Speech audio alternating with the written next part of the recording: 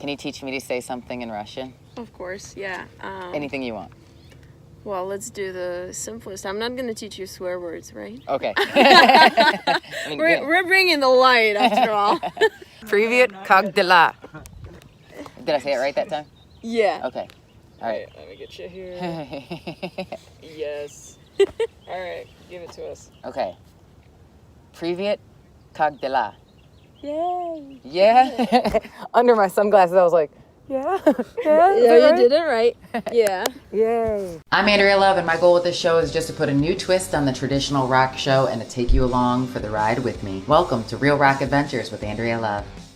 Привет, как дела? Welcome back, I'm Andrea Love. First off, last episode I asked you to name my band, and the winner is Jennifer Locke's 16-year-old son with Bass in Your Face. And I created a logo for my metal band. Clearly this says Bass in Your Face.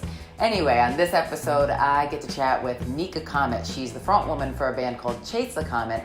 She's from Russia, living in LA now, and I actually met her for just a brief moment when I was leaving another concert. So this is actually my very first interaction with her, and I think she is absolutely incredible. Guys, I'm like a piece of shit. No. I'm super excited too, but I'm actually so tired. I'm just like, it's second day. I don't know if you saw, but we drove to Nashville. Right. So it's about 5,000 miles altogether. Of course, I drove less. but still, I'm just like lying at home doing nothing, and I don't want to do anything. Recovering from that trip, but the trip went well? Oh yeah. I know a lot of people suffer from that, and they think there's people who don't have that. Or for example, people look on someone else's Instagram, they see all the good pictures, but it doesn't really mean that we're in a good mood all the time. It just means that we don't really post, bad posts. Yes, absolutely. You're speaking to me. I love it. Yeah, no, but I've noticed it about myself. Like when I'm down, I don't want to interact with people. Like I'm closing in my shell. And after some time, I thought, okay, but wait a second. This is probably the moment when I have to share it with people, because there's people who suffer the same thing, and they think they are, like lonely, and they suffer this shit. Like I have a lot of followers on Instagram who have like autism, bipolar disorder, or even like worse things like what is that, like maniacal depression, something like that. And like I posted something about my bipolar disorder, and I'm like, okay, yeah, I know it about myself, that sucks, but I do my best to fight it or to handle with it. And like people were responding, they were like, oh, thank you so much for sharing it. It's really important for us to know that that someone has the same thing, and this someone can actually be a very like positive and extroverted person. So we went for a hike in Griffith Park, and it was an unbelievably beautiful day. I love this place, and so before we get into the interview, I just want to take you along with us on our hike so you can check out all the beauty too.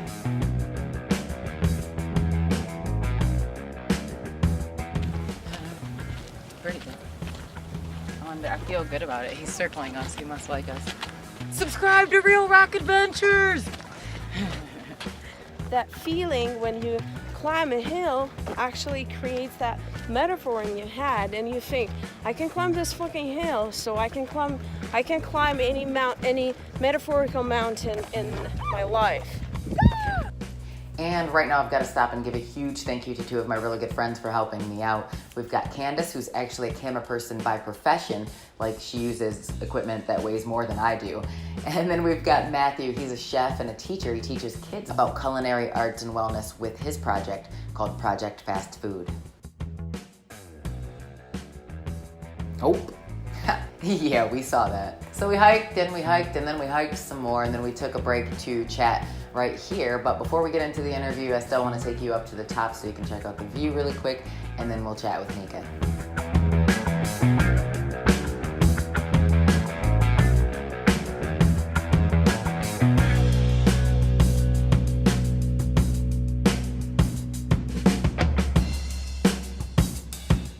Gorgeous, isn't it? All right, now let's get into it. Let's hear more about Nika and her band Chase the Comet. Pretty much all of the songs were recorded here. Written here, obviously recorded here, and what is more important, we made it ourselves, because at some point we figured out that no one's gonna fucking help us. No one's gonna do anything for us. No one thinks we're cool, and that we just have to get our shit together and just do stuff. And what is also very important is that we both, I and Alex, my guitarist and my husband, we both quit drinking and smoking weed, and thus we saved a shit ton of energy and money, and we're able to record this album. You know, we started a crowdfunding campaign, and our fans from mostly the United States, which is surprising because we're not from here, but people are really, really supportive in this country, which I can't underestimate. So people helped us to actually print CDs because they helped us to finish that crowdfunding campaign. So yeah, it's been a journey. But I feel like people are more likely to help you once they see that you are putting in a lot of work on your own. Oh yeah. Like, because I think, like, the other day something kind of irritated me, and it's something that's been irritating me on a long term now, but it was like the way this guy handled it. You know, so many people just send a generic message to someone's inbox about, like, hey, check out my band.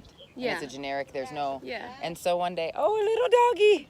Yes, doggies, we love doggies. Doggies. Hi, buddy. Hi, buddy. Hello, little buddy.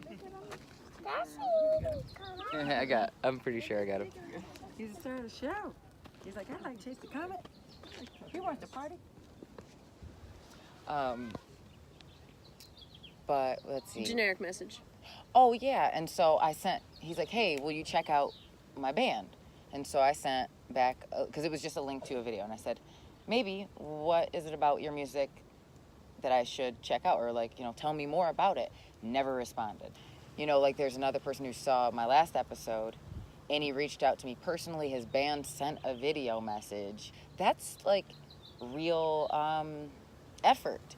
And you respect that. Well, you're not just thinking that you should just magically be a rock star because you can sing. Yeah, you know? I used to be that way, honestly. And that's why I'm different now. I mean, you got to learn from your own mistakes, right? Mm-hmm. You got to prove it. You got to work your ass off. You know, you got to learn to survive criticism. Though in America, people do not criticize you, which is super strange to me. In Russia, that's the way people live. They will just pour shit on you. You know, seriously, like, you put your music online, and among like 10 comments, like 1 will be positive. Like, in America, people always try to find something good about you. That's one thing I love about American people. I think we should talk about that, because, like, I'm looking at it from the perspective of a person of a completely different mentality. And the other thing that I really love about American people is their respect to someone doing their own business. You know, I guess it's in your guys' blood. In Russia, people always try to save money. Like, Russian people will pay any money to have something for free. Seriously. It's crazy. But, like, we had one guy who wanted to buy a shirt, and he was trying to kind of, like, have the price reduced from a girl who's selling the shirts while we're here, and he's like, oh, can I have it for a smaller price? And she's like, dude, I have to go to the post office and send it to you, and the shirt already costs like $10. Like, are you mental? Yeah. American people, like, support. They are proud of themselves if they buy a shirt from me as from a young band. And this is so crazy to me, you know, like, people from like Michigan or from like Wisconsin order my shirt in a city because they want to support me, though they know that I'm not super famous yet or anything like that. They want to support me because they respect what I do. So about one song title, especially the 27 Club, that's the name, right? Yeah. What made you write about that? Or did you write that song? Yeah, I did. It was actually, I guess this is probably one of the most interesting songs because of its story. So when we were 26, we were living through a very hard period of our lives when we were drinking a lot, smoking weed, taking some other things that we won't talk about here. So it was really insane. Like, we were out of our minds completely, and our mental state was very, very fragile. And at that same time, it happened that Alex got hired by a band that opened up for Metallica and Linkin Park and Muse, and like, you know, that can blow your mind. You know, he felt like a rock star, and like our relationship got really, really bad. And he started listening to Asking Alexandria from Death to Destiny, and like got into that self-destruction mode. And so he wrote the music. Like, he completely created the arrangement for that song, and then it was missing the vocals and the lyric. And I started writing about it because like the Montage of Heck just came out at that time, and I was listening to Amy Winehouse a lot. And so I started writing about the 27 Club, the musicians who died at the age of 27. If you read the lyrics of that song, it has the reflections of the lyrics of the musicians, of the bands that those musicians played in. Like, are you sure you're not gonna crack? It goes to Kurt Cobain's "I kill you, I'm not gonna crack," and like, I found a friend there in my head. And in my song I have, you need a friend, not in your head. So yeah, and there's like, I got someone to caress my fire. It goes to Jim Morrison's "Come on baby, light my fire." So yeah, I think it's one of the deepest songs that I've ever written, but it's very destructive, I would say. Like, very bad energy came out of us when we wrote that, and you know, we're on a different way now, and we're over 27, which is great. Oh, yeah. Yes. I think that if you're a public person, if you're an artist, you should carry some message, except for, hey, look at me, I'm cute and my butt is super round. So I think I carry the message, I hope, and I want to carry the message of positivity, of